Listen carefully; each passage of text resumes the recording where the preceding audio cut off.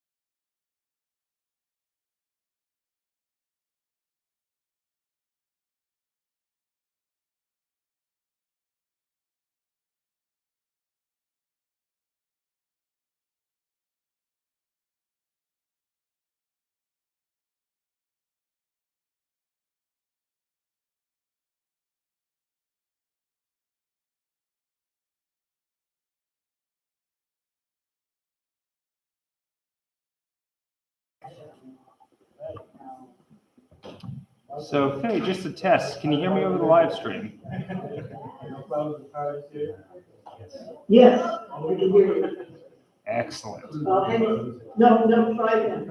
Test, test. Can you hear me? I can't tell. Try one more time. Test, test. Can you hear me? Hello, hello. No, it's only coming from the Zoom. Okay. Oh, because it's picking up the. Yes.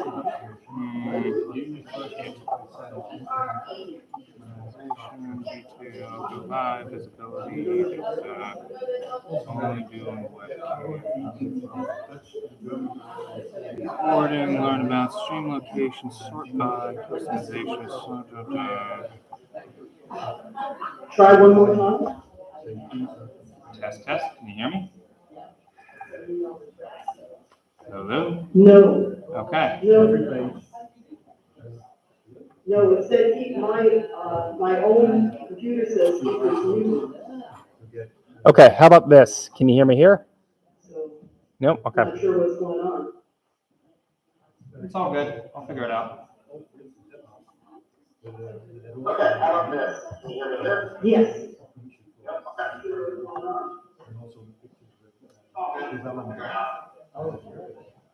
Yes, on the time delay.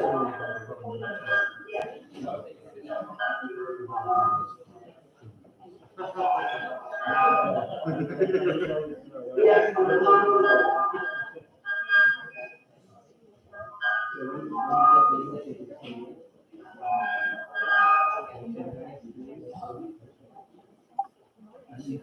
Wait, so Faye, are you saying that that it did work on the live stream? Yes, but the time is delayed and there's some feedback. Gotcha. Okay, that's probably okay. I know what's causing that.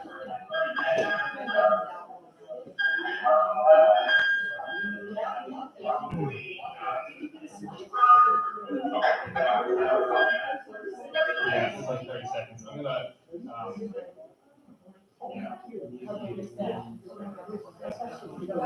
I'm gonna give Avery a call. So I'm having issues.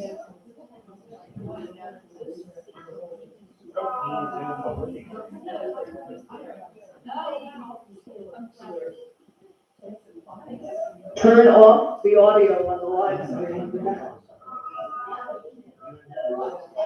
Don't try to run the Zoom and the live stream at once. Turn off the audio on the live stream. Don't try to run the Zoom and the live stream.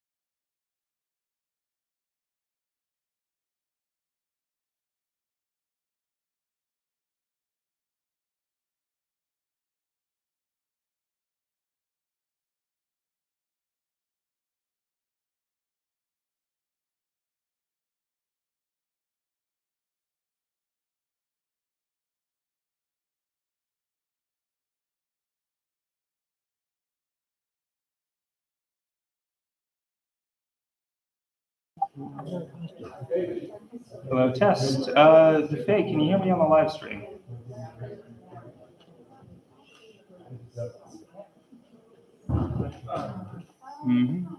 If you're on the live stream, could you just do me a favor? Type something in the chat and let me know that you can hear me. Try one more time. Test, test. Can you hear me? There it is, and there's no feedback. Try one more time.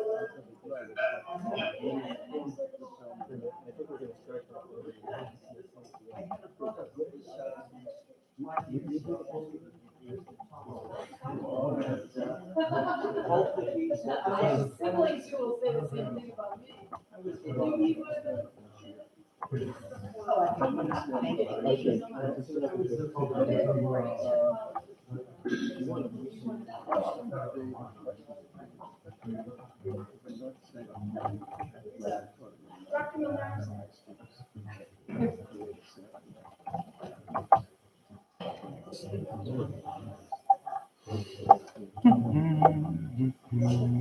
Message delay, slow mode. Ah, okay. We have about 2 minutes left to go.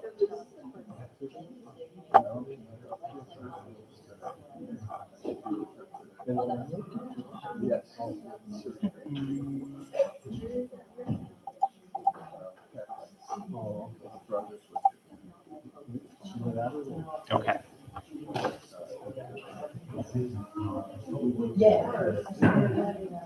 So is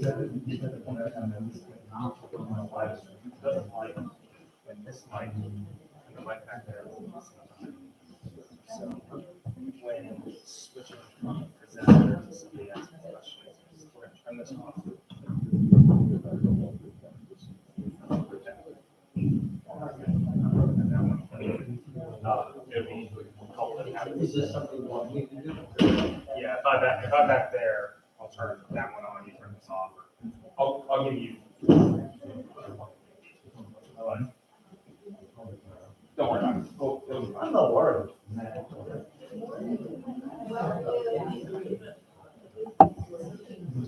We're gonna start in about 1 minute. So I'm told anyway. 1 minute. So if you don't have a crawler yet, might be a good idea to run to the back edge and crawler and come back and take your seat over.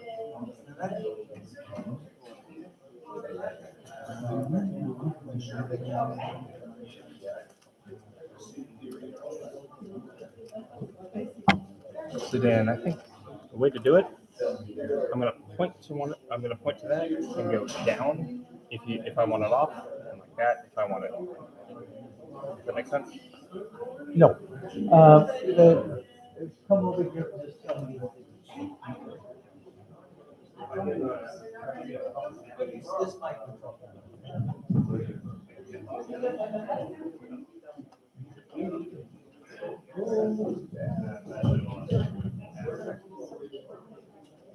We're ready to go now, right? Because it is. Yeah. Whenever you're ready. And that's why. Example of this. That will start the video. Or should we go straight to the video? I'm not gonna say anything.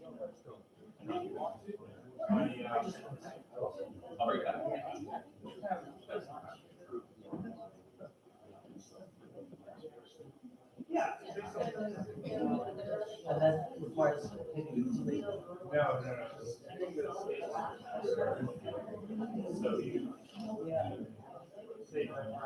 Oh, no, that wasn't.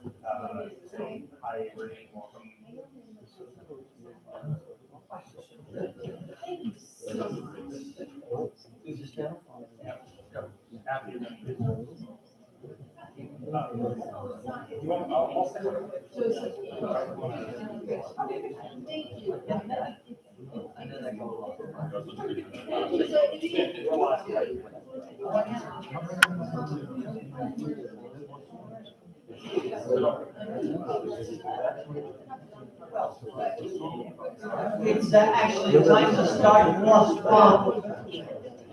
Hello, everyone. Hello.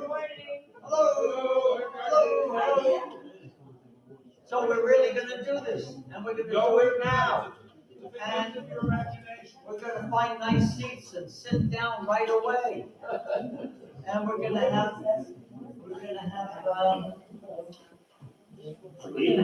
have a symposium right here. It's going to happen. Is that what they call it? Yep. Honestly. So if you're in the back searching for crawlers, do that immediately and come and take a seat, please. Because this is being viewed by people all the way around the world. All the way around, possibly on other planets. We don't know that. Right? This is true. Eventually, yeah. Yes. First of all, now that I've said that, Jim, let me say that we're absolutely delighted that the first event of this Sea Music Festival happens right here in this room, and it concentrates on, not technology, it concentrates on history. It concentrates on things that are common to all of us. And it's so wonderful to see you here. Thank God we're not going to be outside and it's not raining. So we're starting off here. Doing very, very well. Now, this starts at 9 a.m. and should be finishing around about 4 a.m. No, 4 p.m. Let's make that 4 p.m. It's still a long day. Just making stuff up. Adrian Salgado is a PhD student at the Ohio State University, specializing in 19th century American literature. And he knows more about what he's going to talk about than I do. So we're going to turn this over to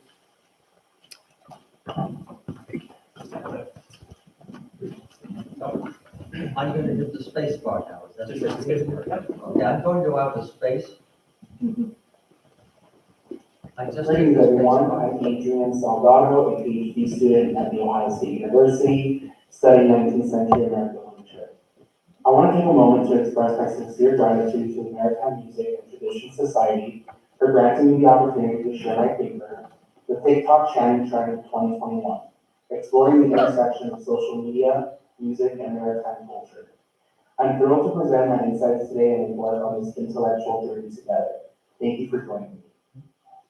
The COVID-19 pandemic has drastically changed how we interact and has prompted us to explore new ways to connect and share experiences.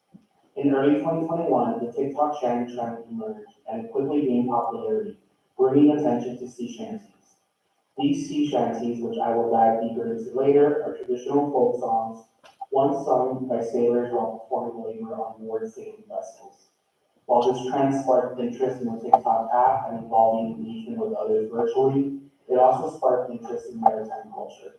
It provided an outlet to the individuals to connect with shared experiences and interacting with the app through the singing of sea shanties amidst the social isolation of the pandemic.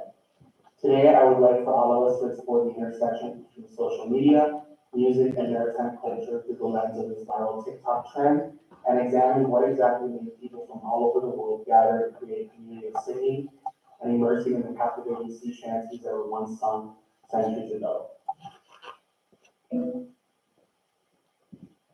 Before we dive into the world of this social media trend, I would first like to provide an overview of the trend itself and its creation.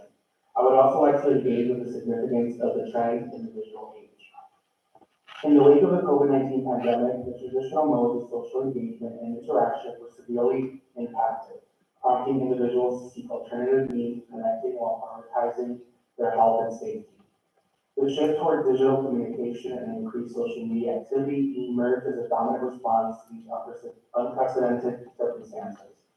TikTok, a popular social media platform, became a hub for creative expression and community building during this period of prolonged isolation.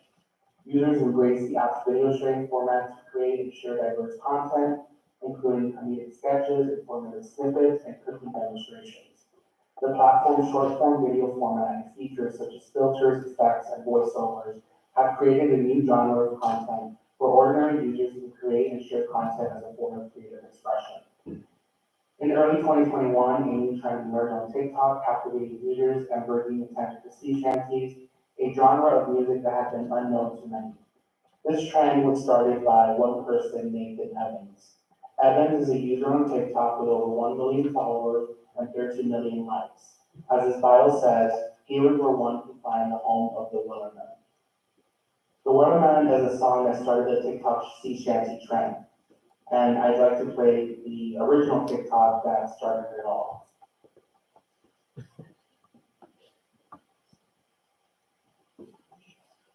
This was a ship that put to sea. The name of the ship was a belly of tea. The wind blew up her bow, up down below my bully boys bow. Soon may the wellerman come to bring us sugar and tea and rum. One day when the tonguing is done, we'll take our leave and go. She had not been 2 weeks from shore, and down on her a right whale bore. The captain called all hands and swore he'd take that whale in tow. Soon may the wellerman come to bring us sugar and tea and rum. One day when the tonguing is done, we'll take our leave and go. Before the boat had hit the water, the whale's tail came up and caught her, and to the side harping and fought her when she dived and rolled. Soon may the wellerman come to bring us sugar and tea and rum. One day when the tonguing is done, we'll take our leave and Before we go further in discussing the song and community building inspired, I want to take a moment to clarify that the Wellerman is not a sea shanty. As pointed out, a sea shanty is unique as it uses a call and response format. Sea shanties are set on board whaling vessels to help with the strenuous labor that sailors had to endure. Jerry Smith, a scholar and musician at Liverpool John Moore University researching sea shanties and the author of Sailor Song, The Shanties and Ballads of the High Seas, states that the Wellerman is not a proper sea shanty. According to Smith, the shanties themselves are work songs, and the sailors were very superstitious about this. They only sang them when working. They didn't when they wanted to work. So sea shanties are a particular type of song where its labor function creates a system of rhythm and continual labor that is better done with these call and response songs. I mentioned call and response because this is a characteristic of sea shanties prominent in the TikTok sea shanty trend of 2021. When Evans uploaded his rendition of the Wellerman, he was the sole singer and voice in that video. However, with TikTok's feature of duetting, he ignited the opportunity for others to join in and create a harmonious adaptation of the song. Here's an example of a TikTok duet that features various users engaging with Evans. But put to sea, the name of the ship was a belly of tea. The wind blew up her bow, up down below my bully boys bow. Soon may the wellerman come to bring us sugar and tea and rum. One day when the tonguing is done, we'll take our leave and go. While different from sea shanties, this harmony is connected to Evans' call and the millions of TikTok users' response. This is a unique collaboration, especially amidst the COVID-19 pandemic. This collaboration sparks a chance for continual engagement that would otherwise not be in effect if not for a community of TikTok users engaging with the call of Evans. Apart from TikTok, this digital form of call and response is evident in other platforms such as YouTube.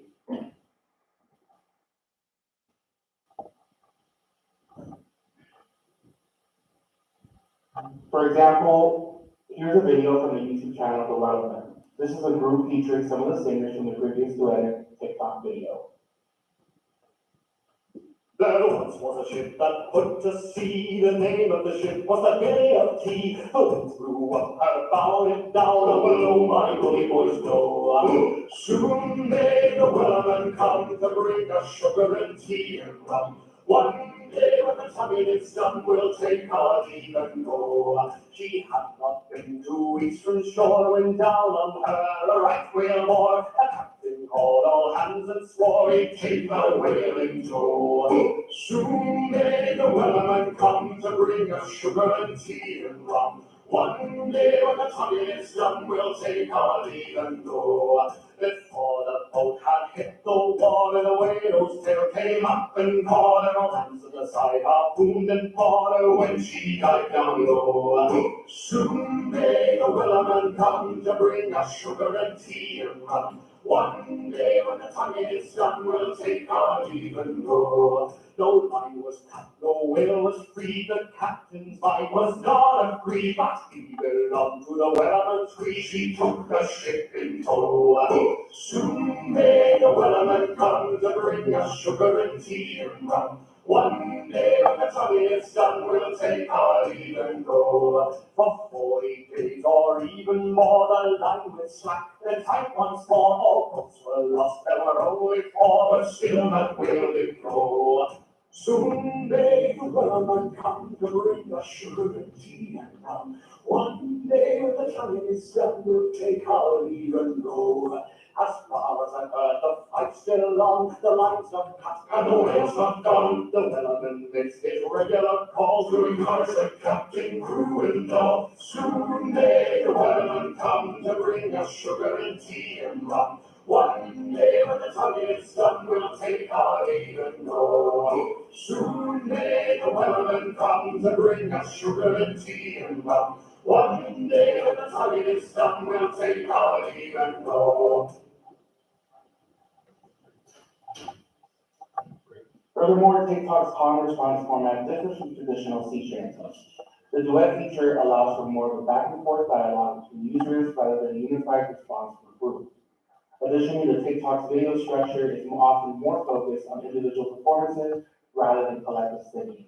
Either way, these differences highlight how the digital age is reshaping music and community performance forms. Now we'd like to dive deeper into the TikTok Sea Shanty trend of 2021 and what it means regarding community building, social media engagement, and nostalgic effects. As online spaces, especially ones created with social media, continue to expand and evolve into many distinct forms, the constant development of one sense of social media is changing. While social media can be connected to negative connotations, the TikTok Sea Shanty trend of 2021 is a vital example of the affordances and positive reinforcements that can arise from a critical time in the world. Knowing that these online spaces will allow users to engage and interact with one another is particularly important. In Human to Reality and Young People's Connectedness Across Online and Offline Life Spaces, Susan O'Neill uses new materialism as a way to think about the relationship between human and non-human entities. We're applying these insights for understanding of how young people navigate and negotiate musical spaces requires us to no longer privilege connectedness as a solely human form of interaction. Instead, we need to reassert music into the embodied practices of young people's music engagement. The material bodies of composers, musicians, and singers as they co-collaborate with instruments and other technologies in spaces that enable connectedness to emerge. With this concept, we begin to understand the material aspects of engaging with the TikTok app in creating music and what it does to those engaging with it, whether through viewing, creating, sharing, etc. In these online spaces, there is a form of participation that enables those who are actively engaged with social media content. According to Spreadable Media, Creating Value in Media and Network Culture by Henry Jenkins, Sam Ford, and Joshua Green, Jenkins coined the term participatory culture to describe the cultural production and social interactions of fan communities, initially seeking a way to differentiate the activities of fans from other forms of spectatorship. The TikTok Sea Shanty trend of 2021 fits perfectly with the definition of participatory culture, where users actively participate in creating and disseminating content through social media. The call and response structure of sea shanties combined with the duet feature on TikTok allows for users' collaboration and interaction, promoting a sense of community building and social engagement. As noted in Spreadable Media, this participatory culture is not limited to fan communities. However, it can extend to any online space where users participate actively in creating content. This active participation creates a sense of agency for the users and gives them a feeling of ownership over the content they consume and create. The materiality of this engagement underscores the importance of understanding the relationship between human and non-human entities and the role of technology in shaping these online communities. TikTok allows users not just to consume content passively, but actively participate in creating and disseminating new versions of the song The Weatherman and other folk songs within maritime culture.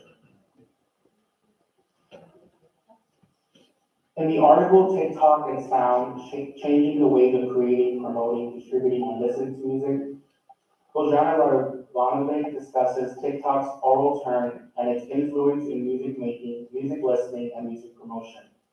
Additionally, the sound has become a currency on TikTok, a driving force and a stakeholder for the communication of trends, memes, challenges, group belonging, and setting new pathways in music. As such, the sound emanating from the Waterman is a prominent factor in the intrigue and manifestation of the viral sensation known as #ShantyTalk. As mentioned previously, the duet feature on TikTok provides a modern digital manifestation of the call and response tradition inherent in sea shanties. Users can respond to existing videos by creating a duet, combining their voices with the original creator's performance. This enables a virtual form of collaboration and engagement reminiscent of the collective singing and interaction that occurred during the era of sea shanties. In the case of sea shanties, the call and response structure fostered a sense of community and unity among sailors, creating a shared experience and a way to connect despite the challenging conditions of life at sea. Moreover, it is crucial to understand how these sea shanties worked in homosocial labor settings during the whaling era in America. Again, while the Weatherman is not technically a sea shanty, it is essential to remember that this rendition by Evans sparked an interest in sea shanties themselves. Especially with COVID-19, this era of isolation created a new sense of identity and self, which can be related to the whaling era of the 19th century, when sailors were performing labor on board whaling vessels while singing sea shanties. As a shantyman in this case, Evans allowed the crew, or TikTok users, to respond to the song to continue labor. As with emotion and self-expression within the identity of a sailor, the shantyman provided an outlet for these sailors, such as growling or showing a sense of displeasure in acting, according to Kelby Rose in Nostalgia and Imagination in 19th Century Sea Shanties, as a lyrical barrister of the forecastle's real or imaginary lives. Furthermore, sea shanties become one with the sailor's identity and how they become a necessary part of who they are. These musical forms not just exist in part of flavor, but also address the material and possible biological connections the sailors have with one another, while performing such shanties, according to Jason R. Keeler, in the neurochemistry of soldiers with oxytocin, found in oxytocin. There is a social flow of singing that, when experienced in group settings, flow holds the potential to facilitate social connection and people experiencing flow, finding themselves completely immersed in the present activity, so intensely focused that all unrelated thoughts and emotions seemingly disappear from their conscious being, allowing for efficient yet effortless execution of thoughts and actions. The figures on the sailing vessels bring about unity, social flow, right about emotion, lake static, and sea chances. As such, without this attitude of sea chances, the also work and acts as a voice area, which is segregated, driven by expressive engagement. Reverting to the TikTok community and the COVID-19 pandemic, the users who were duetting and responding to Evan's original video created a new sense of the community where connection is through a digital lens. There seems to be a one-on-one interaction that sparks attention and users across the globe. Coincidentally, the government lyrics are directly associated with the pandemic. People look at the lyrics and closely to show not only spark pictures of sea shanties, but also the meaning behind how and 2021. So I'll begin for one quick showing the sea. The beginning call is line takes on historical meaning in the context of the pandemic, representing the collective journey of society facing water challenges. It reflects the initial departure for normalcy and the beginning of unprecedented global experience. The slot continues with the name of the ship and when her battle takes down. Each line represents the unexpected turmoil brought on by the pandemic. It reflects the upheaval and challenges individuals they navigate the uncharted waters of the pandemic. Whom may work on to bring sugar and tea and food. Again, within the context of the pandemic, the government represent hope for relief, healing, and a return to normalcy. One day when the tonguing is done, we'll take our leave and go. This line can be interpreted as a collective desire for the pandemic to end. For 40 days or even more, the line went slack and tight once more. This line reflects the ebb and flow of the pandemic's impact over an extended period. And lastly, as color that curve, the fight still on, line got cut, and the whales not on. This line embodies perseverance and determination to face adversity. It symbolizes the ongoing collective efforts to combat the virus, emphasizing that the battle is not difficult. All songs have been seeking to select lyrics from other than the song and viral sensation of the humanity. Pain, at the time, people will sing the song and express their feelings and emotions, while also doing their part to battle the pandemic, while still creating a sense of hope and community, even if it was in a remote setting. Significance and implications of the trend.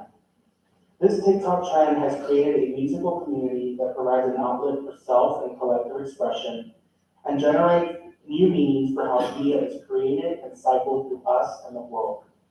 This trend's functionality is worth mentioning. It has brought sea chances into the mainstream consciousness, reaching a global audience and revitalizing interest in this traditional maritime musical genre.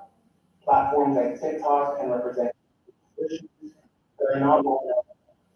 Again, back to the material contribution from this trend, technology and social media platforms has provided a means for documenting and sharing these maritime songs and practices.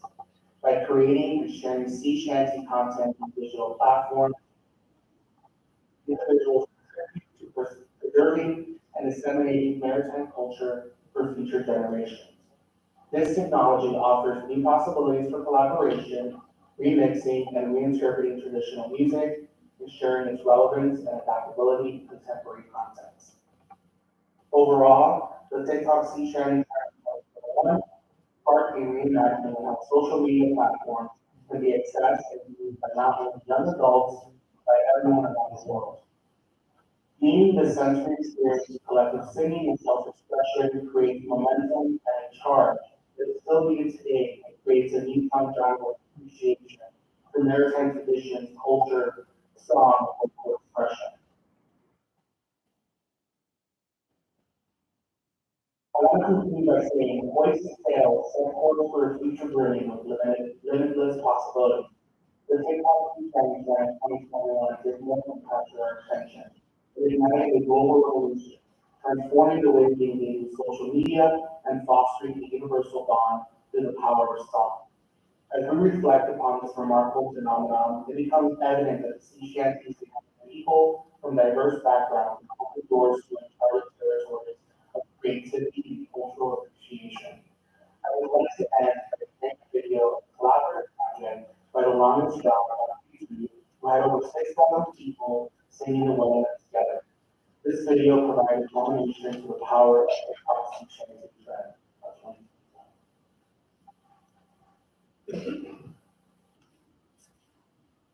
There once was a ship that put to sea, and the name of the ship was the Valiant. The wind blew hard about it down, long before the voice blow. Soon may one come to bring your sugar frenzy, and some will take our even road. She had not 2 weeks to shore, or down on her right whale was the captain of. Take that whale and tow. Soon may the one come to bring us sugar and tea and rum. One day when the tide is done, we'll take our even road.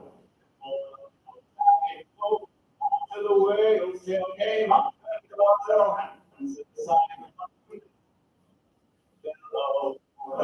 Soon may the one come to bring us strength. One day when the tide is done, we'll take our even road. The line was cut, the whale was free, the captain's mind was hungry. He took that ship into overboard.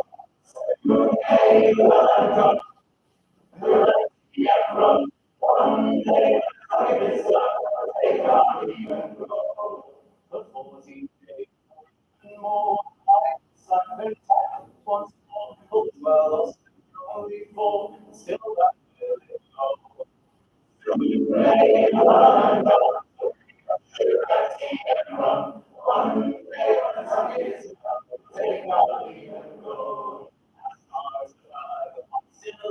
Lines not cut and consider it a call to curse it, prove it all. Soon may sugar and tea and rum. Take out we go.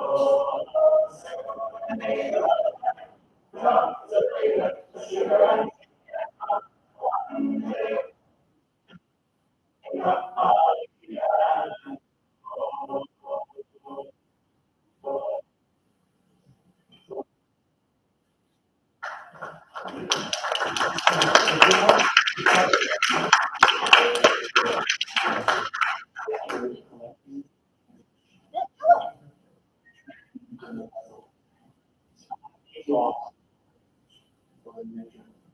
fair winds, and seas to calm, with voices immediately.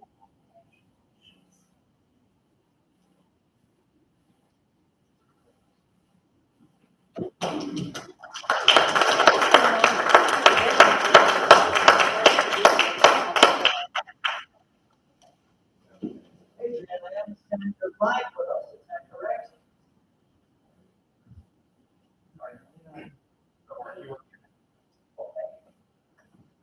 That's not a bad thing. Adrian, I understand that you're live with us, is that correct? There you are. Are you ready for a few, Adrian, are you ready to answer a few questions? We have a good group of people in here. There's got to be 50 people inside this auditorium. So are there any questions for Adrian? I'm sure there are. So who is the first person? Just put your question and straight, please. Please, sir. You are? My name is Alexandro. Sandro is here. Hi, thank you for your presentation. Early on, you talked about non-human entities.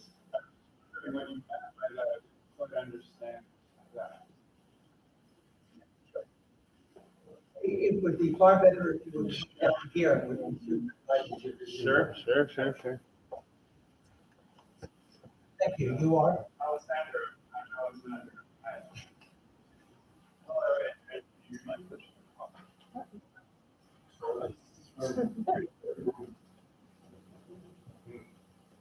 Hi.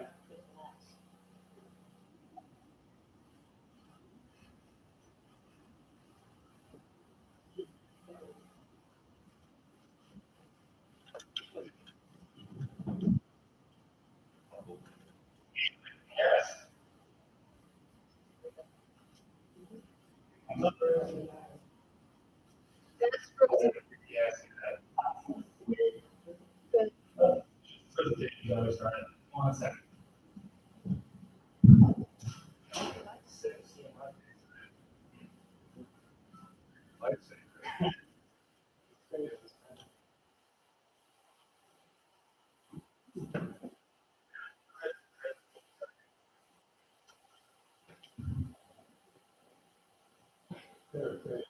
That was silver.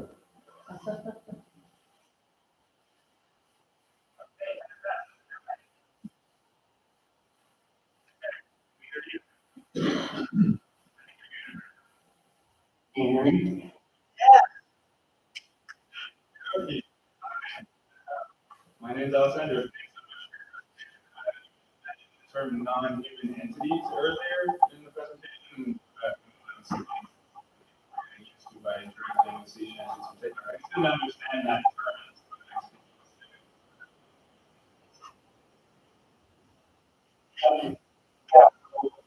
When I first heard that term, I thought thought was pretty interesting, and it Thanks for bearing with paired me. well with how Sorry. TikTok, Bear with me.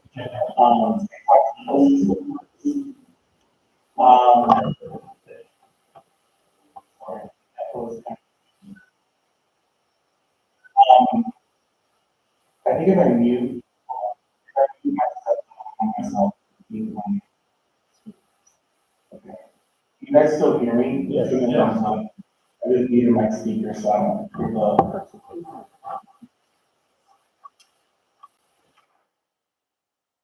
Okay, great.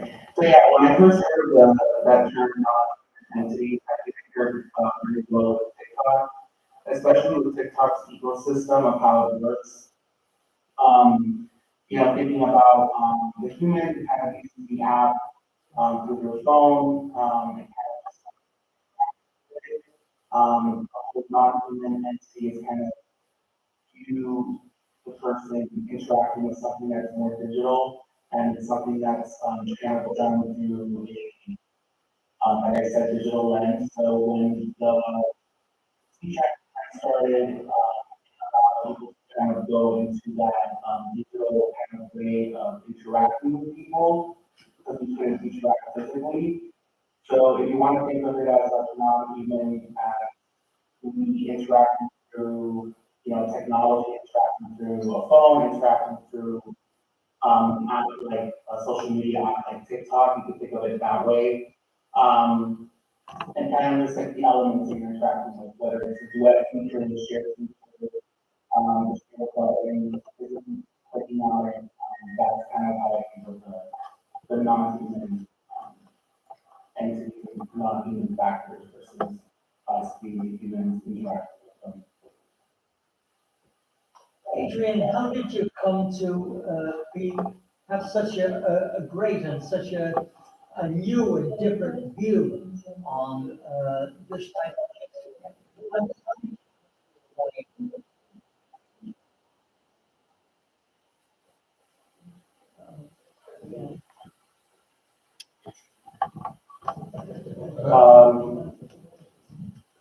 I didn't quite get that. You didn't quite get it, you say?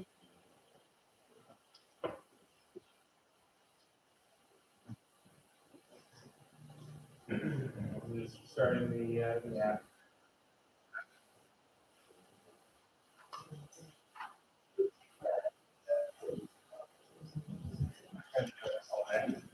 Thank you. Did you get my question or not?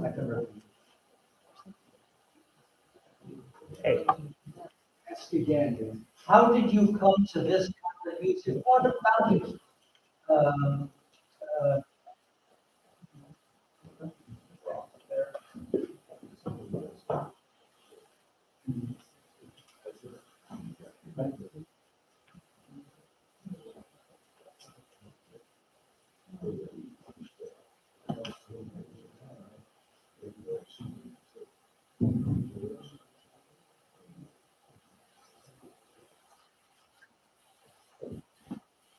Adrian, here with us for this. It's not the Zoom or your chat, it's the presentation. Not the screen.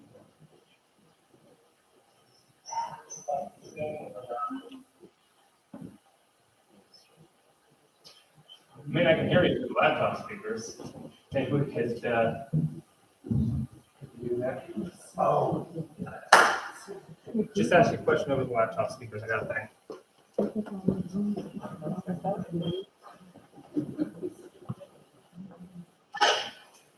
Hello, Adrian. Can you hear me? You do, yeah. How did you come to fall into this kind of music? What about it? What was the connection that was made by you? Can you tell us about that, please?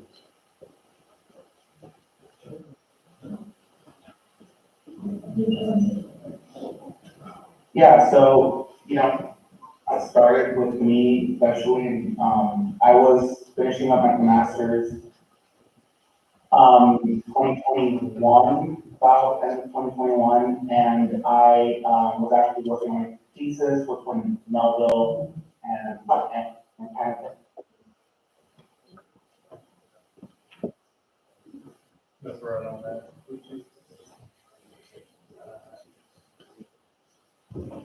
Adrian, I'm gonna whole switch. social sphere of,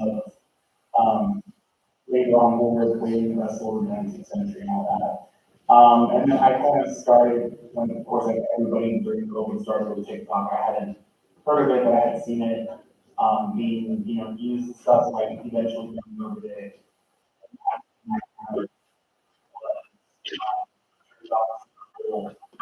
And, trying to sell, and, I started kind of just distracting with it. I know I have to That's a good thought. But I, with hashtags and kind of what they were going to do at it, and seeing how people would interact with each other, I think I just kind of, it sparked interest in me.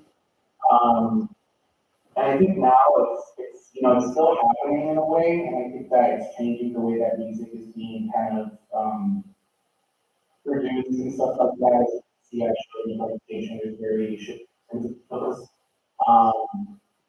So yeah, I'm pretty interested in the whole kind of, process of how the music is expanding and how the shanties themselves are being, portrayed in a more, casual live streams kind of setting where people can, interact with it a bit better than just like reading about it online or reading, like a history lesson or something like that. So yeah. Thank you. I'm going to ask some members of the audience here if they would come forward, form a little line over here. No doubt they'll have some questions that they'd like to ask you directly, because we are a diverse audience here. Sure. So anyone now, would you please come on over here? If Mike cuts out, I've got a I've asked them 3 times. Terrific. Okay. Hi, Adrian. My name is Julie. Thank you for your presentation. I can't see you, but I'm assuming you can hear me.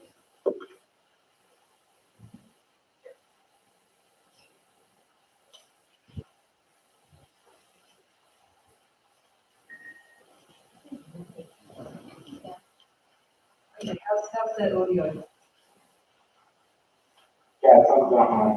Oh, good, thank you.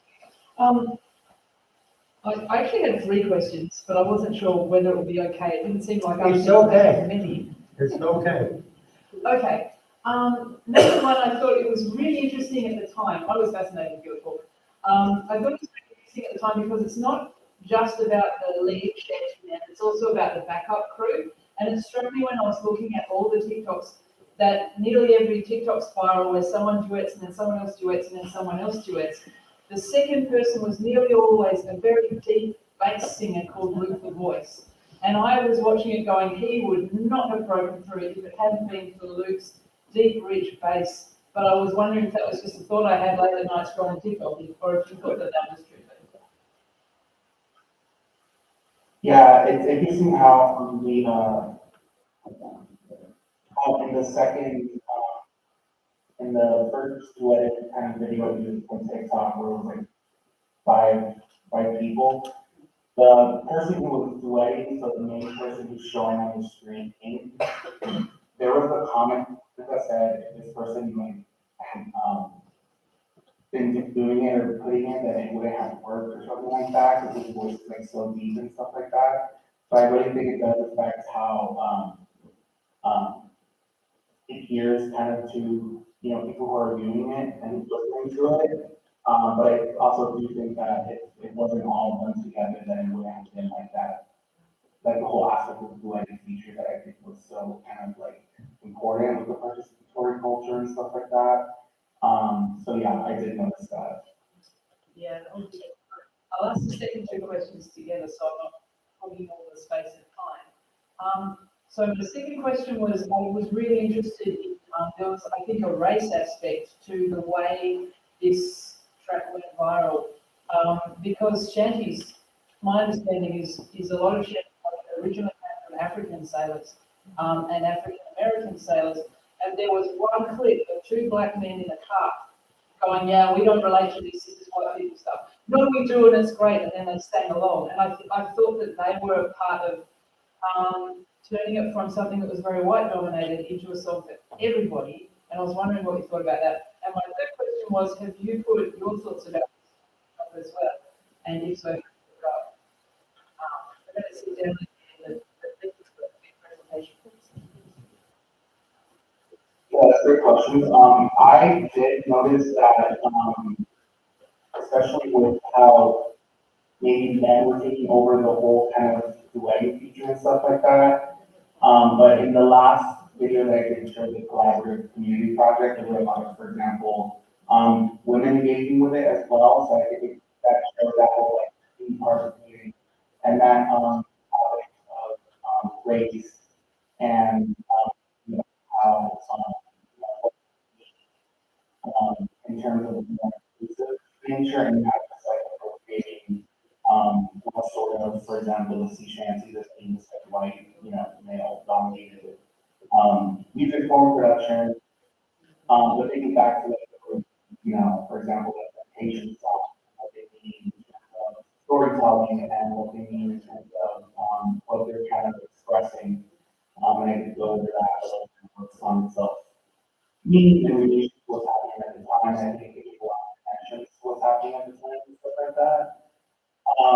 That kind of just a way of answering, but and then I myself did not participate in the actual TikTok, in terms of like me like making a video of myself in there or anything like that, but I did interact with comments and stuff like that. And yeah, so I wasn't really kind of engaged with it in that sense, but I guess I was kind of like that visual observer in the background, so to speak. So yeah, that was my experience with it.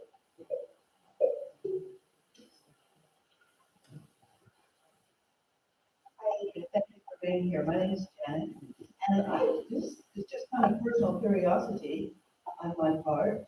You were expressing the difference between Bellarmine and Shanties, and a lot of people weren't aware at the time this all started. There have been for decades groups of people who hang out and sing shanties together socially in pubs and in living rooms, and not just at festivals, but in art museums, for heaven's sake, origami galleries, and seriously. And I am just very curious if you have been involved in any of the shanty, of the regular daily life, not the working, and they're not really used to see much anymore, but in the just daily social, let's get together and sing.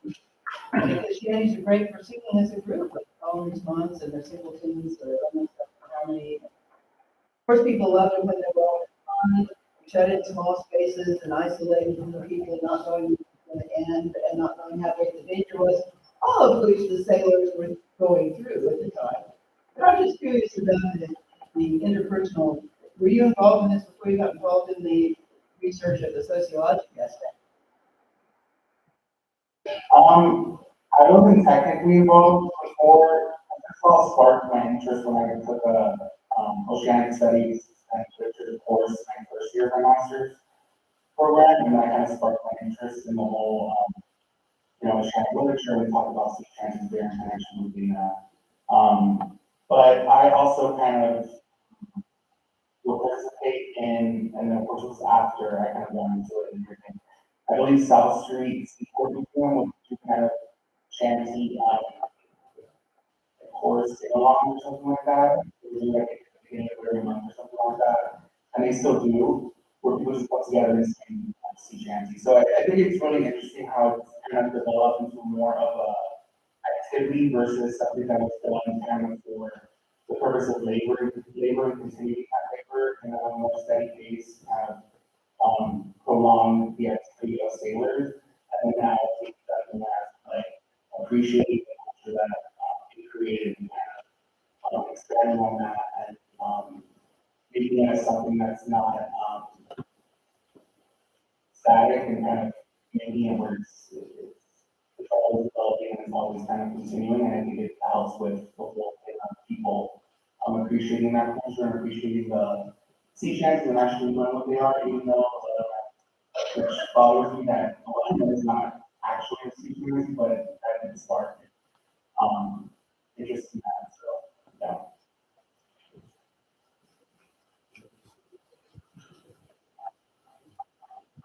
Hello, I'm Joe, and I want to thank you also for your presentation. Did you hear me? I'll go ahead with the question. Can you hear me? Yes, I can hear you. First one was, did you notice in your studies, any further, use of either sea shanties or other kinds of maritime use? Was something individually at the maritime, my wife, became incredible.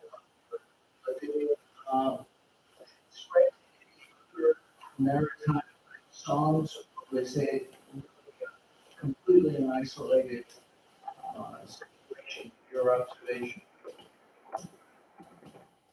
Yeah, that's a good question. I wouldn't say it was isolated just to, the Weathermen, but, other kind of common songs that people do not think of as sea cat, a very popular one. The SpongeBob, show theme, people think of it as a sea shanty. What you do with the sailors, those kind of were, part of the TikTok and if you do go on TikTok, you might be or whatever. I mean, if you go to search bar and use hashtag shanty, they can see a lot of renditions of the different songs themselves, not just the Seem to have sound. Yes. from there. So popular to me. Okay, the other question was, do you think that the, use of TikTok was, just a second.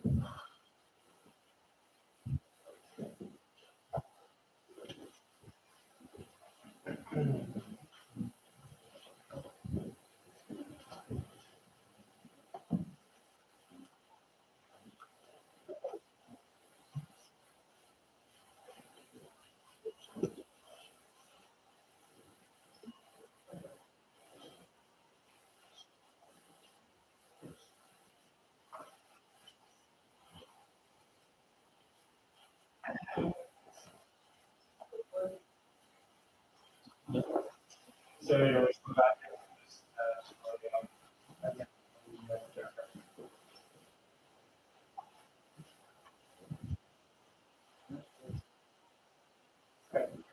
first against. The other question I was going to ask was, do you, if obviously, right, barriers and participate in that 6,000, chorus, I guess you could call it.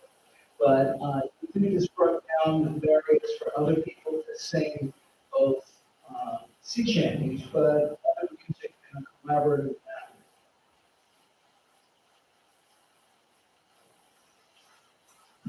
And I'm just gonna reconnect for the answer. One sec.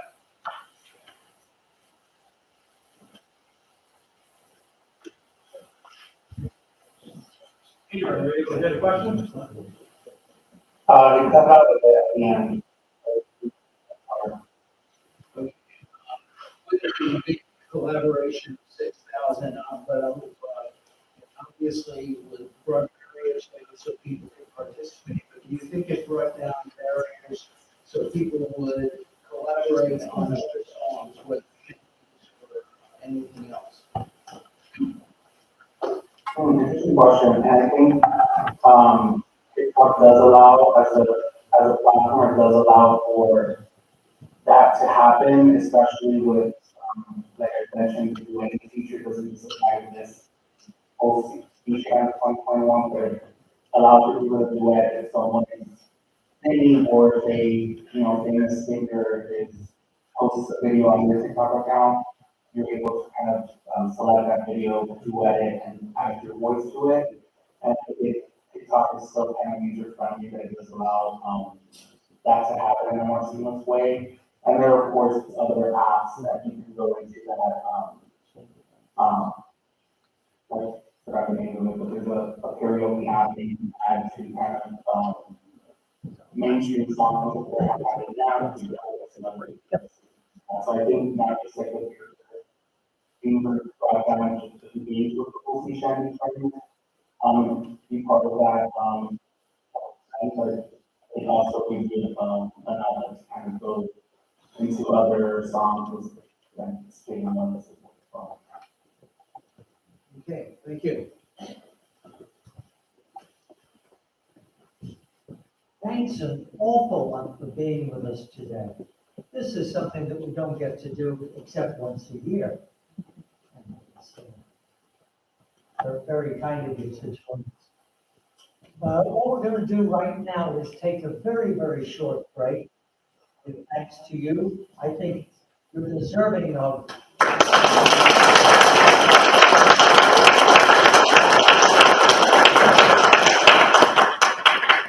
And we hope to hear from you again, going down through the years coming forward, all right?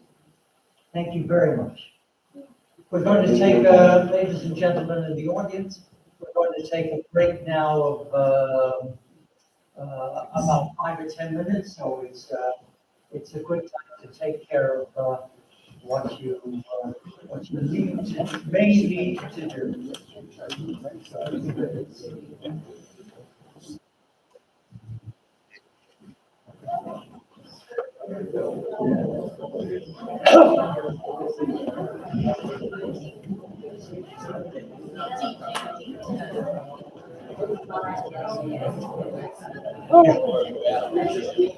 Waddle, waddle, waddle, waddle, waddle.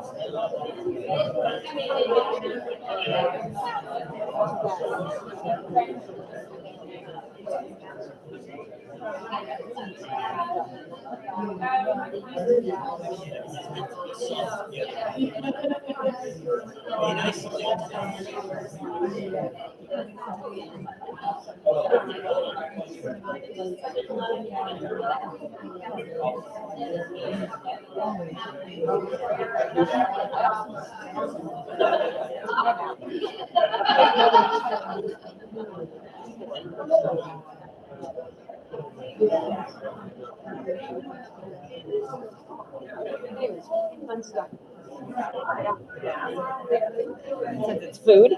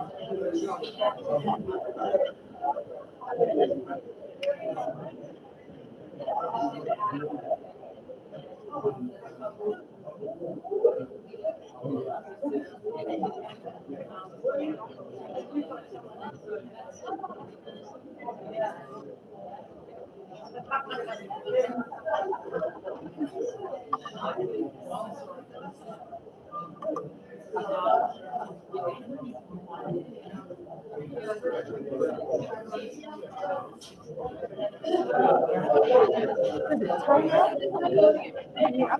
that why it's? Yeah, I'm not really sure what that is. Maybe there's a setting. I think it's the Wi-Fi connection here. There's no way to plug it in. We'll just muddle through it. Oh, I'm sorry. Not that I have. Okay. We're not going to use this one. We'll just keep. We'll just keep It'll be. to the front. Okay. Yep, absolutely. Okay. I'm supposed to do video at some time and all that stuff. So just tell me when. I don't know what. I don't know. I think that's like I'm a videographer 1 to 5 or something.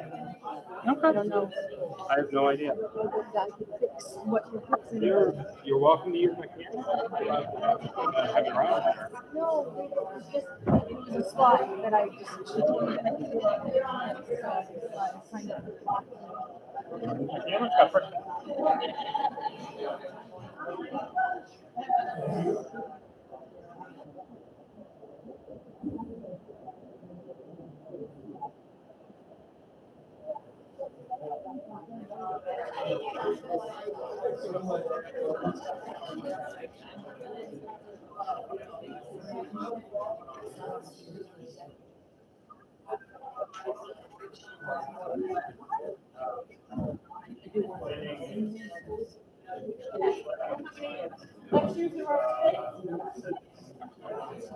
No, I don't do, in which case, boy, yeah, okay.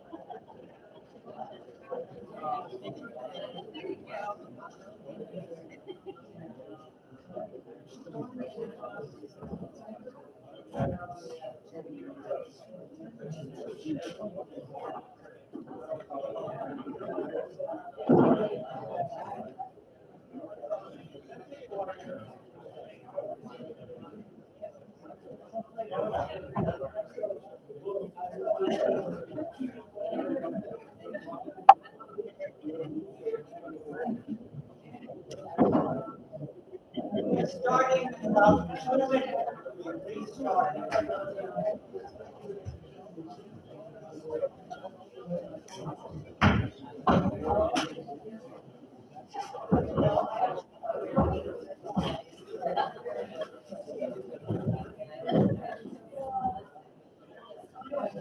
For those of you in the room, let me say that we'll be restarting the symposium in about 1.5 minutes.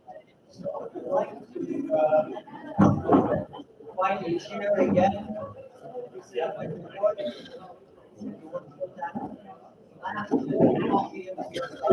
now would be a great time to do it. I'm going to restart in 1 minute.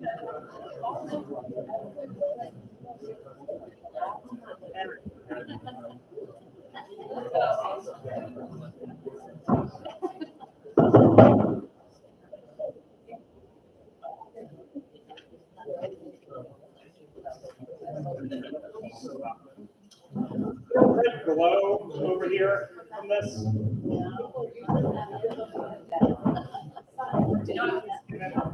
Oh, yeah.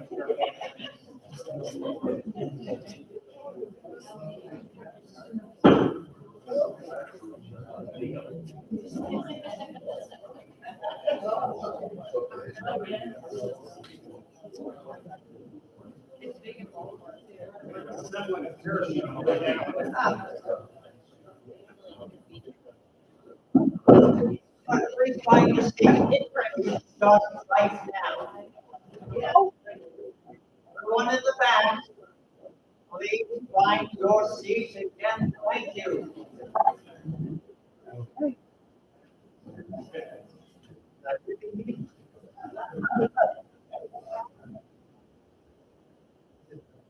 Our next speaker is Stephen Sanfilippo, who is slowly making his way to the head of the here. Limping along. He's a fifth generation Long Islander. There's plenty of Long Islanders in the world, sure. And there's some short ones too. But the one we're talking about is in the state of New York. Correct, so? Yes. State of confusion and Stephen's not only a great guy and a lot of fun, but he's a United States Navy veteran. And he received his PhD in history from Stony Brook University.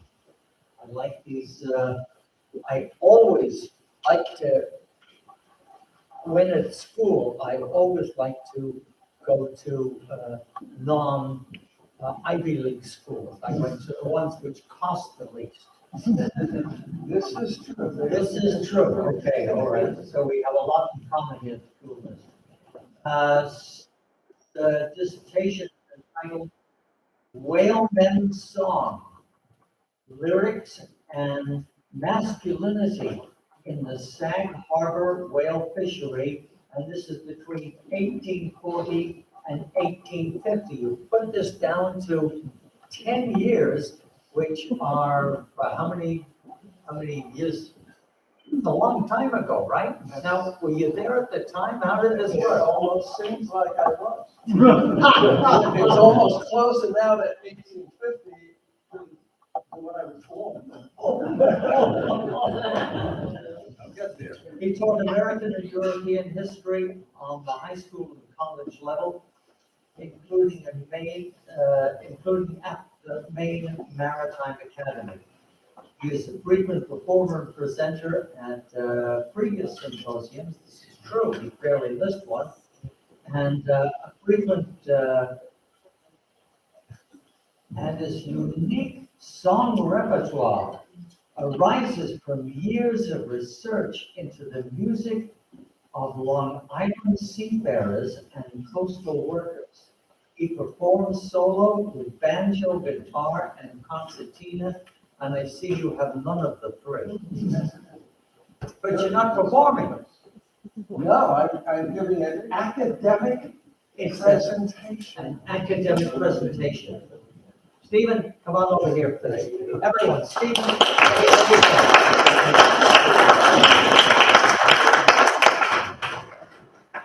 I have to also give a lot of credit to the research and encouragement to my wife, Susan. We just started our 58th year together.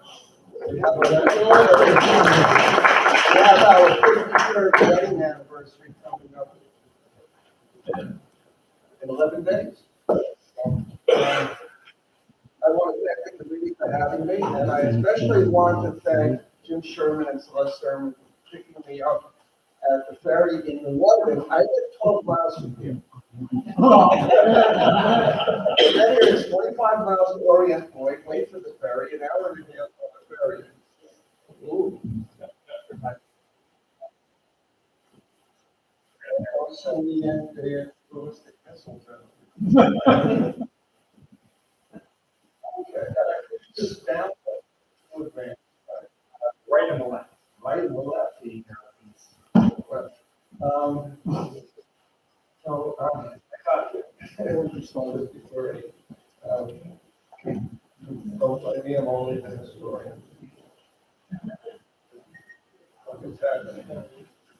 It's not moving.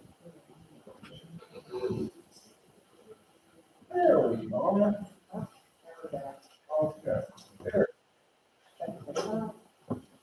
In Silhouettes, an 1896 short story by English writer Jerome K. Jerome, the narrator reflects on his childhood fear of fishing.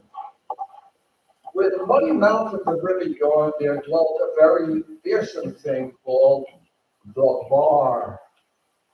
I grew to hate and be afraid of this mysterious bar, for I heard it always spoken of with bated breath.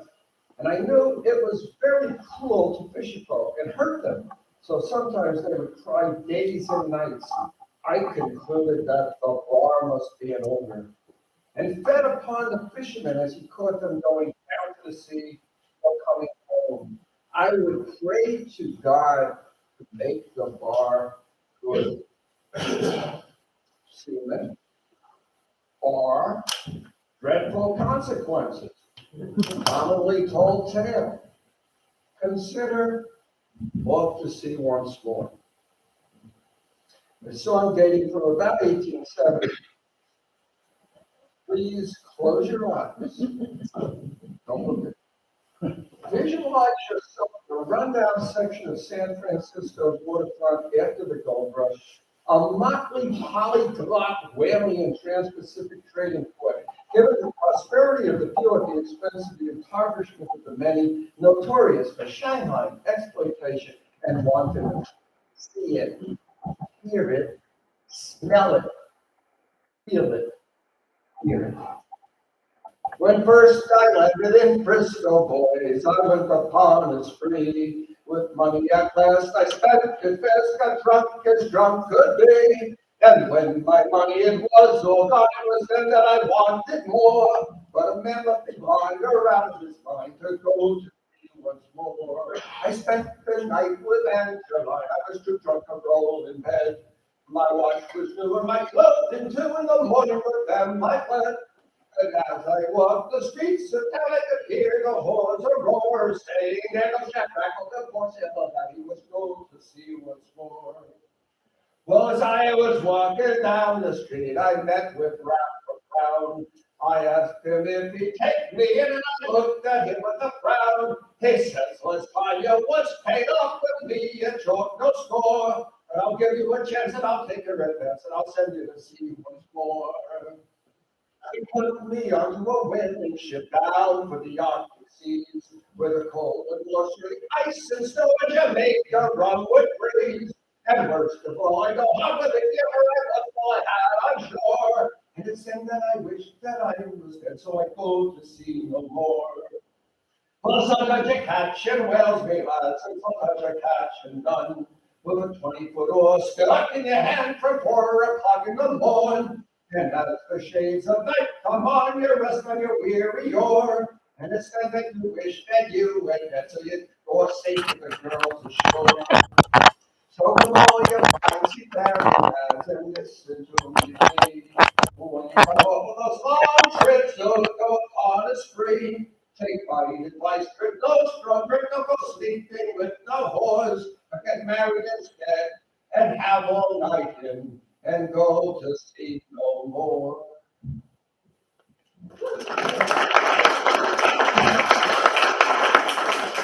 I'm not a parrot head. But I want to oblige you, he thought this long to read a bill to our discussion. How he loves his son's mother, who is as long as it's ambiguous, depending upon who is asked. Some people say there's a woman to blame, but I know it's my own damn fault. But it's no blame for the escape. Maybe it is the woman's fault. Maybe it is no one's fault. Maybe that most off-blame culprit, society, is at fault for its social and gendered expectations of relationship. Maybe Buffett's narrator should be narrated as a victim of societal norm. Or maybe, as he says, it is his own damn fault. As one who deals with traditional balance, I am struck by the brevity of songs in recorded music and shrinking attention spans. What Margaritaville would 10 detailed verses instead of 3 short vague ones? Would such verses place blame upon the woman? Would we learn of more persons and influences? Would the song's narrator still see it as his own damn fault? And even if he did, would listen as accepted as blameful or shift blame elsewhere? People are far more inclined than Buffett's narrator to shift than to accept blame. Why did you eat the fruit? God asks, which Anna replies, the woman who gave it to me. Why did you eat the fruit? God asks, to which Eve replies, the serpent did beguile me. Can we blame God? He created the tempter, the instrument of temptation, the capacity for disobedience, and his own conception of this need as sin. Whatever the case, it's not my fault. Bruce Phillips, singer and activist for the industrial workers of the world, said that among the greatest powers is the power to assign blame, meaning that in America, blame is often assigned downward. The wealthy blame the poor, the native-born blame immigrants, capitalists blame workers, and workers blame the impoverished who receive welfare. Blame being to escape punishment, to punish others, or to rationalize one's own failures as being the fault of others is more than a psychological mechanism for self-assurance and self-absolution. It is what the postmodern French philosopher Michel Foucault called a technology of power. Those empowered by a society to assign blame implement policies to suppress blame, while appeasing those who are construed to be the victims of the blame. By this means, society avoids confronting problems that truly exist. The blamer's power is enhanced through the conjuring of problems that weaken those to whom blame is assigned, while maintaining the support of those who blame assigns victimhood. All this rests upon the existence of perceived societal problems, be it concretely involved, generally imagined, or specifically fabricated. How do we see this individually and collectively in our highly sanitized, politically correct 21st century, when there are still certain objects subjected to acceptable and abused stereotypes, such as the alcohol-laden sailors and sea shanties, exacerbated by the current ahoy Yankee pirate juvenile, who I wish the words sailor and drunken are conflated into one unhyphenated word, drunken sailor. Removed from the conditions of their creation, historic songs are trivialized to mere entertainment or made to fit newly contrived agendas. My question is, what do these songs mean to those who created them? I do not seek to imagine the players, but to allow them to enter me through the medium of the song, not to make me jolly, or to empower me, but to sing their blues. Ought to see once more is all about blame. Its assignment is complex and elusive. It involves concepts of masculinity and masculine fellowship, women as objects that manipulate, persons of rank as exploiters, and the rejection of any or the acceptance of all responsibility. Celebrates drunkenness and of course temper. It contrasts the allure of women with the feminine safety of home. It pleads with its original intended audiences, sailors, to consider and turn away from self-destruction brought by the triadic interplay of hypermasculinity, alcohol, and prostitutes. The consequence of which is having to do that which one most desires not to do, go to see once more. The first verse clearly assigns blame along with ensuing victim to the song's narrator, the scene himself. I went upon a spree. I spent it fast. I got drunk. I needed more money, so I have to go to sea once more. Note the line blind or out of his mind. Blind as in blind drunk, or blind as in not being able to see what clearly lies in front of him, or what lies for him in the future. And what of being out of his mind, incapable of rational thought? Is this accepting blame, or is it an excuse, a shunning of blame? As if to say, I'm not to blame, it's alcohol's fault. A different, though nearly unethical version of the story has the line as to make up its harm. This slight alteration of lyrics has an important effect on the song's meaning, intensifying self-blame by the seaman's action as a rational decision. The second verse further complicates the assigning of blame. The seaman loved Anne John, who we may assume to be a prostitute. It was common for a seaman to frequent a particular prostitute and even to live with her while employed. The understanding being that each would take up with another person once he sailed. So, is the seaman's drunkenness of him, or is it Angela? His drunkenness not being the cause of being harmed, but only permitting Angela the opportunity to rob him. In the second case, we must assume that Angela would have robbed him at whatever opportunity presented itself, and that neither the seaman, nor alcohol, nor his drunkenness was to blame, but rather his putting himself into the presence of the thief, making his sexual desire become.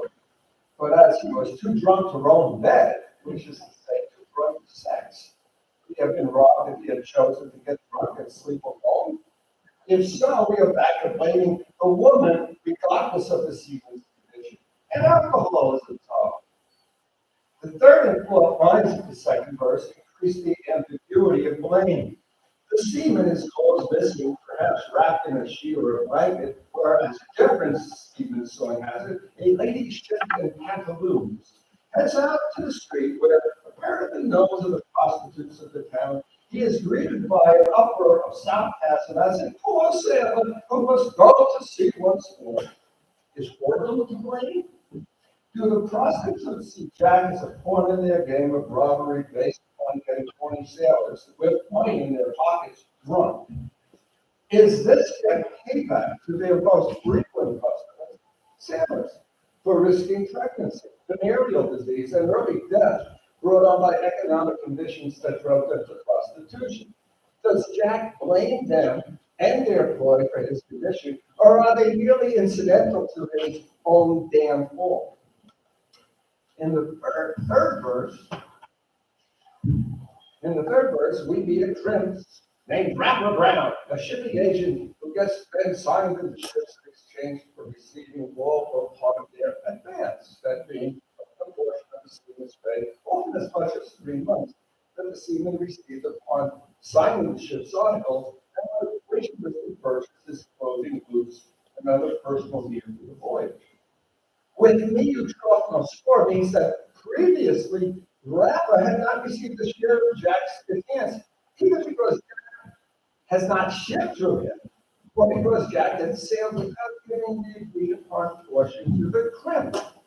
In order to see once more, we find the crimp taking the entire advance. Now, who is to be blamed for what? Is the crimp taking advantage of Jack, or is this business as usual? No blame at all. And if the problem for Jack is that he has to go to sea once more, does the blame for Jack's situation lie with Andor, the thief, or be himself, a foolhardy drunken sailor? Or is there an alternative rule, also Jack's, that he did not look for work that would keep him ashore? Did he have skills suited to shore or inland labor? Had he done such labor in the past and found it so much to his disliking that he took their team off to sea once more? It is important to note that French recruited sailors, often by devious means involving drunkenness or doping or other forms of kidnapping, collectively known as Shanghai. Rapper Brown did not recruit Jack Rapp. If anything, Rapp seems reluctant to do business with him. And it is Jack himself who initiates the action. I met with Rapper Brown. I asked him if he would pay me in, and he looked at me with a frown. Looking at all these considerations, is blaming for Jack's condition outside of balanced actors. I don't intend to be a structuralist, but as Jack an agentist in that inescapable trap known as the system. The fourth verse,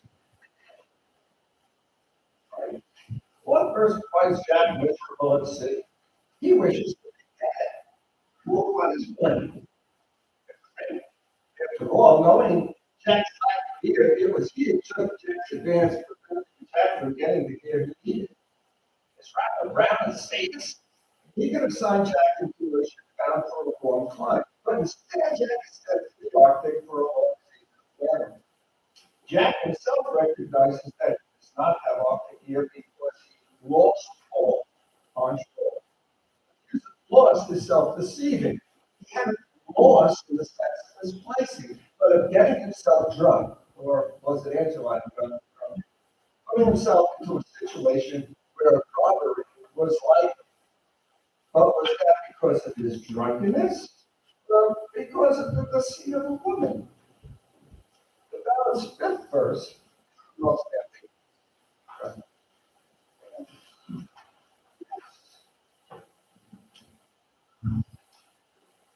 Jack tells of his extreme misery and his wish to be dead. But he has a second wish to be safe with the girls on shore. Safe? Being with the girls or talking into all this misery in the first place? Has he forgotten? Has he blocked it out? Has planes so planes and went with Antoine ship around? Or to the fate of the seamen? And what does safe mean? Has Jack learned his lesson? Has he recognized his own blame for what happened to him? And if so, what does he mean by the girl? Being safe with the girls ashore, put him into the same trap, prostitute, rob, humiliated, exploited, and ought to see once more. In the final verse, Jack gives advice to himself, saying, again, the assignment of blame is ambiguous. Jack warns seafarers not to go wrong, which indicates blame rests upon individual choice. Jack's advice is not temperance, but abstinence. Drink no strong drink. He advises seamen to marry. A wife imagined as providing the moral direction of home, in contrast to the unmarried man's fortune, which leads to misery. But is this accepting or transferring blame? Jack, empowered to assign blame, makes himself to be the victim. Blame lies in sail cabin. Draw and drink that incapacitates. Oars who rob and crimps who exploit. It was the woman gave me the truth. It was the serpent who did beguile me. It was God created the capacity for sin. What to see was yours in the performance repertoire of many singers of traditional songs. In an interesting development of the past few decades, I call it juvenilia. Some singers change words from historic double entendre to salty language. In one such song, the crayfish or the catfish, the historic version sets 40 rhymes, but uses silly substitutes. It makes the song funny in a vulgar and very sexist sort of way. But some singers instead use the song to imply dirty words in a blunt and crass display of what they take to be masculinity that sinks the song's cleverness under a sea of pure profanity. Similarly, many singers change the final verse of "Look to See Once More" from "and have all night in," meaning stay home with your wife, to "and spend all night in bed," implying the wife is not a corrective to the sail town misconduct of petty prostitutes, but merely a domestic substitute. Don't blame me. I'm having sex at home. I don't need a whore. I have a wife. This degradation of women in marriage is the ultimate misogyny. Now, I shall present a song with the same story, or rather with the same opening. The words were written down by my fellow Long Island, Lewis Jones, who sailed as carpenter in the Saratoga whaling block, Hamilton, 1845 to 1848. I found it around 1985 in a transcript made from his manuscript. Recently, through the models of electronic digitization and communication, I found it under the title On Gospel in the Brookside Library. Dates from about 1810, and had already entered the seafarer's oral tradition when Jones heard it less than 40 years later. Jones' hearing has enough change from the Bodleian copy to show that it had already undergone the whole process. As neither Jones nor the Bodleian supplied film, they made up one I thought suitable to its time and its character. In the song, you will hear a word not in the Bodleian song, but as heard or written down by Lewis Jones. It's a odd word that I think adds to the song's beauty and perfection. On Gosport Beach, I rented a place of no fame. I called for a bottle of brandy to treat my flashy dame. Around her rigging was also a spinster scarlet red. The day was spent in sweet content. That night we went to bed. 'Twas early the next morning, just by the break of day. Says I, my pretty fair maid, what brought you down this way? I am a rich merchant man's daughter from London. I've come down. My parents turned me out of doors that forced me on the town. Say I, my pretty fair maid, I am sorry for to say that you strayed so far from home as to throw yourself away. Yet no neglections will I cast, whatever I will promise true. And when from Chatham I return, sweet girl, I will marry you.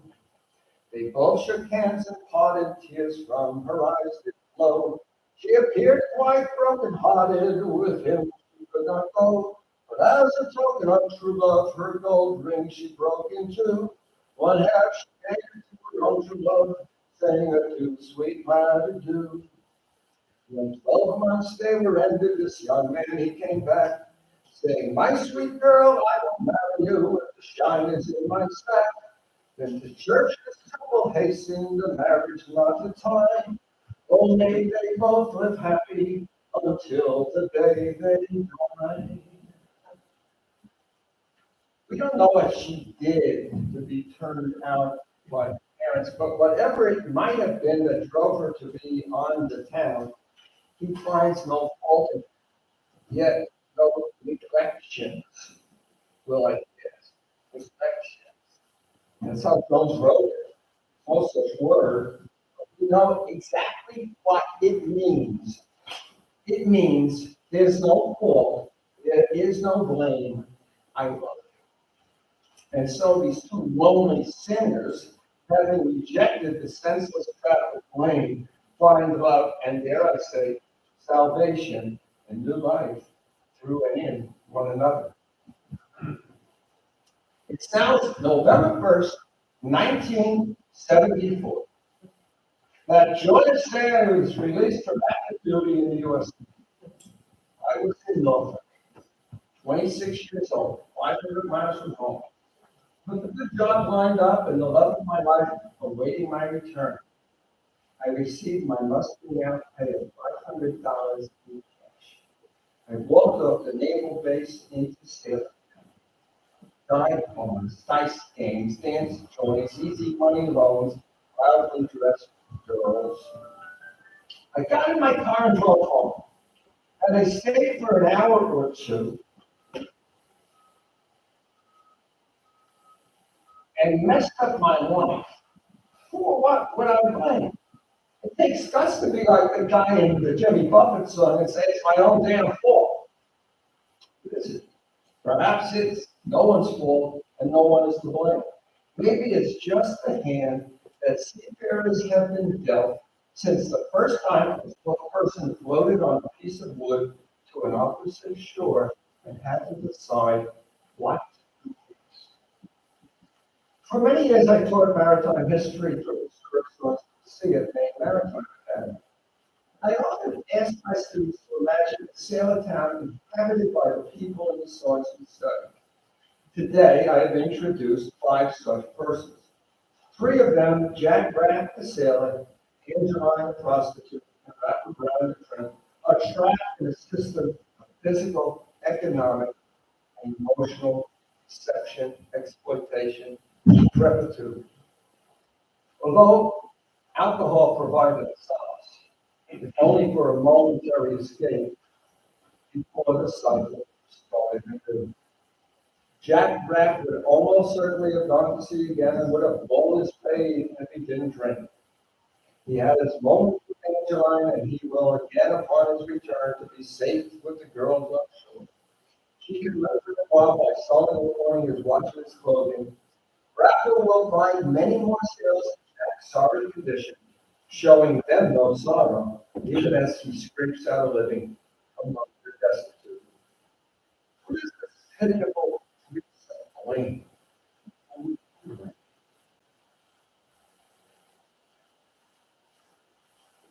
We've been fortunate, say, themselves.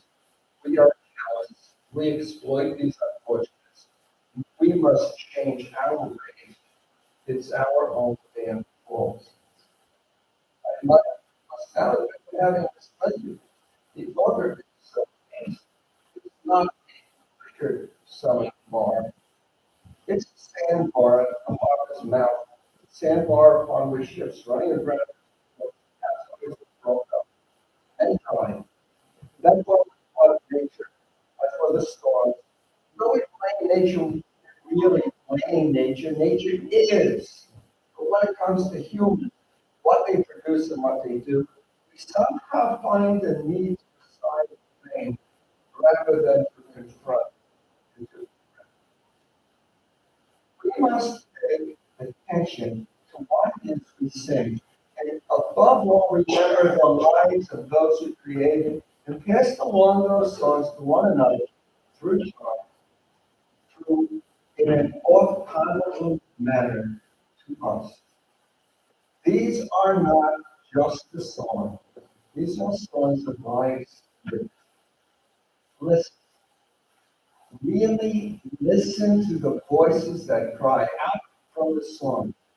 They are not silhouettes. They are flesh and blood. Let us, like the sailor and the prostitute who met on Gosport Beach, listen and care, and for will to understand people whose lives are lived in these songs. And always remember that without love, none of this matters. We must cast no neglections, lest we walk the sea once.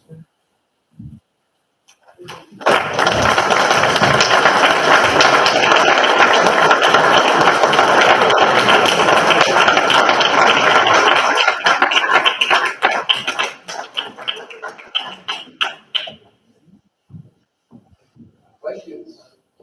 I think people can just go straight up to the mic. I think that's a great idea. And you can stand next to this wonderful smart guy. Right, so, I want to point out that when you have your loved one waiting for you, pick you up and you can just corner her black Mustang GT convertible.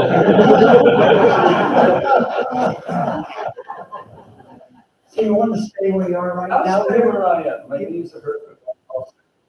Come on up if you have a question now. Or a comment. Just Yes, technical question. Every time I've heard this song, I thought Chuck Hill scored meant he didn't go to the guy's bar and run a cab. They got me mad. I think Chuck Oscar with 20 teams you didn't chip through me. Because they thought they were fast. Stan Google would say about many firms, it's a mystery.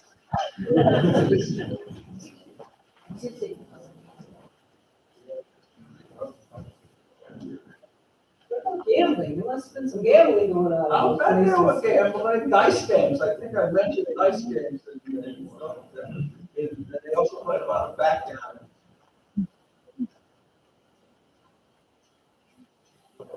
Hi, I must add, that was excellent. I mean, I was texting my more erudite colleague your stuff as we were going through it because I thought it would be interesting. And I asked if he had any questions for you. And he said, is Jimmy Buffett the modern Milton? He also said, drunken, is who sees Martin Milton? Is there a Martin Milton? And he also says, does he redefine the application of the initial is, which I'm not going to Milton being a less erudite colleague. First of all, the only Jimmy Buffett story I know is Margaritaville. I know it because I knew the attached line in it. But yes, I think that I know said they really can't stand Milton. Yeah. So Blaine, what I'm saying is really shifts back and forth and back and forth. And it's constantly changing and it doesn't resolve it. Oh, we heard that question. Well, there was another one saying, if you listen to some like Readville, there's, I don't know the reason I'm reading your season with nothing to show this brand new tattoo. And he's got a tattoo of a woman on his leg. And my colleague was wondering if the tattoo was a symbol of the fall and the indelible stain.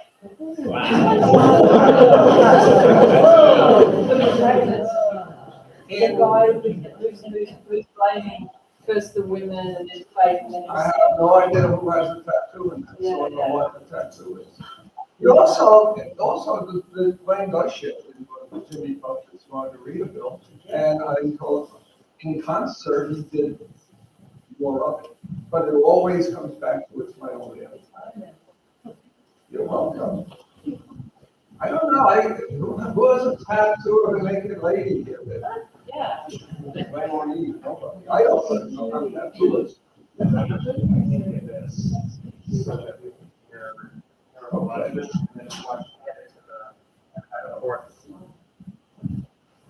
Love what you did.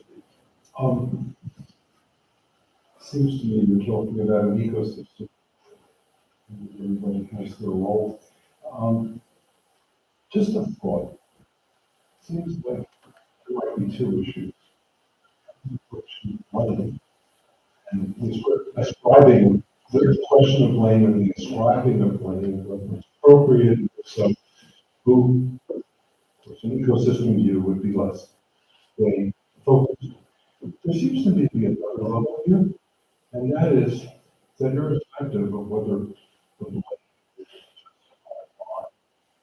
is reflective of a human tendency, which is to think out, to respond to the actions of agency. When things don't go the way you want, you need to have an explanation. You need to try to make sense of it. And in that sense, it could be the sailors of many years ago, it could be up today. The question of blame is interesting, but in a certain sense, this is also an expression of a natural human tendency to respond to things that happen that may be good or maybe not so good. I addressed that. And that's why I was having one I had a car accident in a snowstorm. Damn the snowstorm. It's its fault. No, it was a person who was coming towards me and lost control of her car that hit me. That's English.